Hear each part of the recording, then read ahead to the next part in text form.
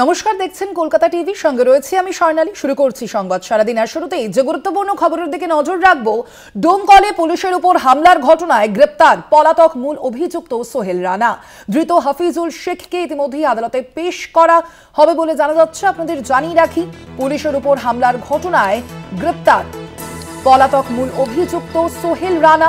ধৃত হাফিজুল শেখকে আদালতে পেশ। পলাতক মূল অভিযুক্ত সোহেল রানা ডোমকলে পুলিশের উপর হামলার ঘটনায় গ্রেপ্তার পলাতক মূল অভিযুক্ত সোহেল রানা। একদিকে যেমন গ্রেপ্তার করা হয়েছে একজনকে এবং অন্যদিকে ধৃত হাফিজুল শেখকে আদালতে পেশ করা হবে বলে জানা যাচ্ছে।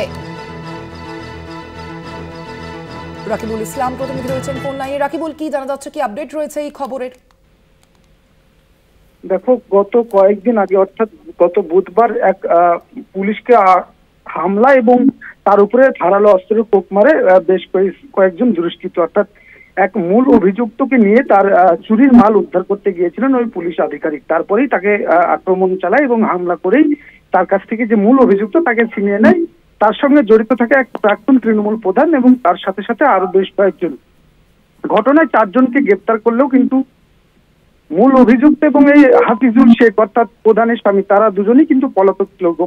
গতকাল রাতে কিন্তু তাকে গ্রেপ্তার করেছে ডোমকল থানার পুলিশ এবং তারপরে জিজ্ঞাসাবাদের জন্য জেলা আদালতে পাঠানো হয়েছে এবং পুলিশের হেফাজতে নিয়ে এসে তাকে জিজ্ঞাসাবাদ করবে কেন এই পুলিশের প্রতি আক্রমণ এবং কি উদ্দেশ্য ছিল, আদৌ কি পুলিশকে প্রাণে মারার কোন পরিকল্পনা ছিল তা নিয়ে কিন্তু জিজ্ঞাসাবাদ করবে পুলিশ, এমনটাই কিন্তু জানা যাচ্ছে। রাকিবুল, অভিযুক্তকে কোথা থেকে গ্রেপ্তার করা হলো?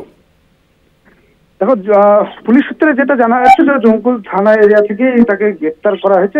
গোপন সূত্রের ভিত্তিতেই কিন্তু পুলিশ টহলদারি চালাচ্ছিলেন এবং তাকে কিন্তু ডোমকলের একটি স্থান থেকে তাকে গ্রেপ্তার করা হয়েছে এবং তাকে সে মানে লুকিয়েছিলেন এমনটাই কিন্তু পুলিশ সূত্রে জানা গিয়েছে এবং গোপন সূত্রের ভিত্তিতেই কিন্তু পুলিশ তাকে চারিদিক থেকে ঘেরাও করেছে এবং তারপরেই তাকে হাতে নাতে গ্রেপ্তার করেছে বলে এখন পর্যন্ত। হাফিজুল শেখকে কখন আদালতে পেশ করা হবে রাকিবুল?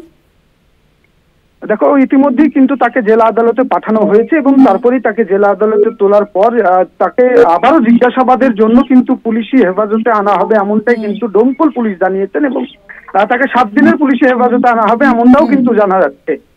একদমই। আপাতত ধন্যবাদ তোমায়। আমরা কথা বলছিলাম, ফোন লাইনে ছিলেন প্রতিনিধি রাকিবুল ইসলাম।